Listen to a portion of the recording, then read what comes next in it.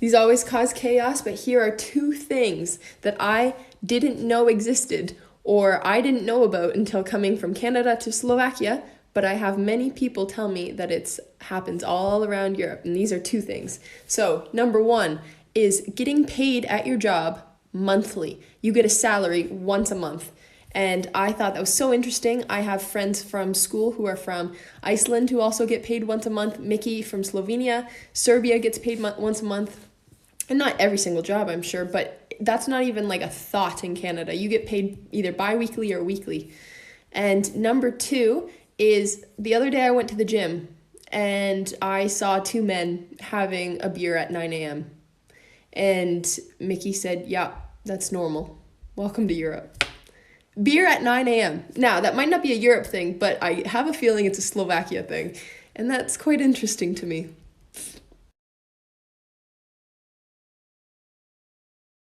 Following up on my last video, my second biggest cultural shock living in the US is freedom.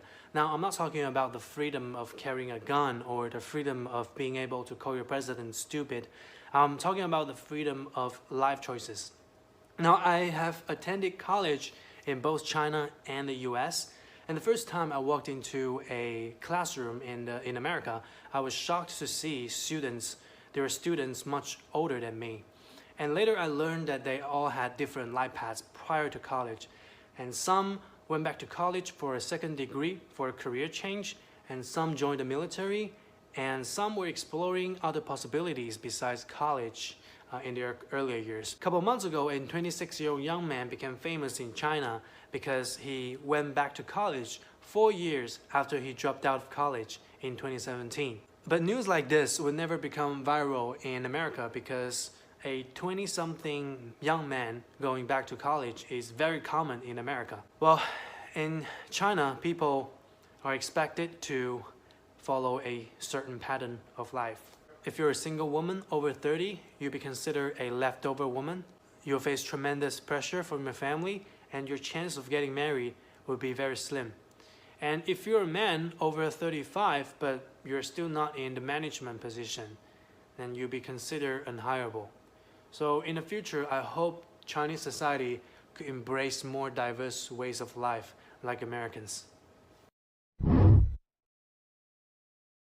Here are some culture shocks that you may experience on your first trip around Europe. Now, in most of America and the United Kingdom, public toilets are everywhere and they are 9 times out of 10 free. However, in many countries in Europe, particularly Central Europe, be expected to pay 30 to 50 cents. A lot of people hop the turnstile anyway, but it's just one of those things. And this doesn't matter where you are. Shopping malls, gas stations, it's a lot of places. Some legends will often, though, put the toilet code to some restaurants such as McDonald's and Starbucks on TripAdvisor, so you can always Google that and get yourself a free toilet. Getting free water at restaurants is pretty common in most of Europe, but in some countries such as certain parts of France and Italy, you might get a look like this from the waiter. Salut and welcome to the things that made me go, huh? When I moved to England. It's hospitality edition today. Like a lot of foreigners moving to England, the first thing I did was working in a restaurant. The first thing that I saw was the over-the-top friendliness of your waiters. There's no wonder that you think French waiters are rude. Like, they're not rude, they're just French, and you set the bar too high. The second one is checking like 1,000 times for allergies. When you're in France, please tell them your allergies because they're not gonna ask, and if you have any problem, good luck. My next one is about tipping. I know you don't have to tip here, but a lot of people do, plus the service charge. And I'm just not used to that. In France, when you tip, it's just like if you had any leftover coins in your purse, like 50p or something, it's just a nice gesture, but you really don't have to tip. Also, can we talk about the weird card machines that they ask you if you want to tip in front of the waiter? Like, they hand you the card machine and the card machine says, do you want to add a tip? And you just have to like press yes or no in front of the waiter. I think French people would consider that rude.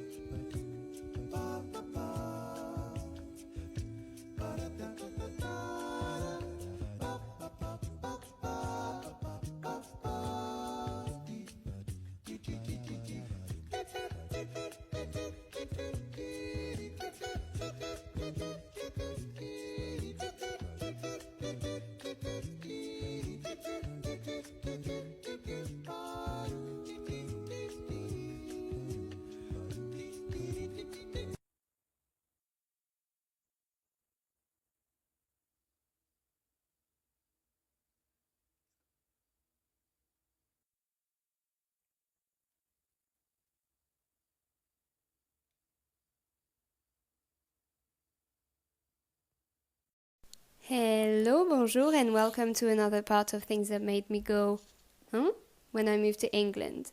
It's food edition today. I'm not going to make any friends. We start with the amount of crisps that are consumed every day in the UK. It's crazy to me. We would never have crisps unless my parents had friends over for something called apéro, which is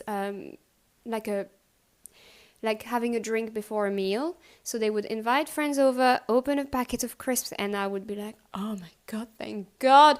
The second one is that you have to order salad or bread and it's not free at the restaurant here. £4 for a little side of salad. I was just like, why? If you go to a bistro in France and you order like a steak frite or an omelette or even a croque monsieur, whatever, you will get some salad on the side for free and some bread as well. I actually have something good to say about England. It's the amount of vegetarian food, vegetarian option, even vegan options in restaurants. It's 2021 and in France it's still lacking. Another good point for England is that I just love pub food. I had never had pub food before. I never had pies. I had fish and chips, but only when I went to England, and I just thought, oh, that food is so comforting. I don't know what I ate in France to comfort, like when I was sad. Another thing that's kind of weird as a Canadian going to American parties is how generous you guys are with your alcohol. I found out this little tidbit the hard way when I was in Europe. So I'm in the Czech Republic, I'm in a bar, cannot find the bathroom, gonna pee myself. And luckily this girl at the bar was like, hey, bathrooms are upstairs, just go to your left. In America, it's pretty common to buy a drink for somebody if you're thanking them, or just, if you like their outfit, or just in general if you just start chatting. This was not the case in the Czech Republic. I tried to thank this girl by buying her some vino, some wine, because that's what I saw she was drinking. And when I say she jumped off her bar stool, I mean she jumped. She probably went 3 feet in the air. She was like, no, we're not doing this. No. And I was like, oh, I'm sorry, did you want pivo? Did you want some beer? I'll get you whatever. And then she threw money at me and left. And honestly, I just chalked it up to a really weird interaction until I was talking to somebody else that I met over there. And he was like, that's weird. I was like, how is that weird? I was just trying to thank her. And he was like, just imagine if a random stranger came up to you and bought you a purse or something. Wouldn't you feel awful, like you owe them? And in my mind, I was like, no, that's just a gift. But to some people, that would cause repayment. She would have to pay me back with a drink. So I saved a lot of money in the Czech Republic because I just did not buy drinks like I would in an American bar.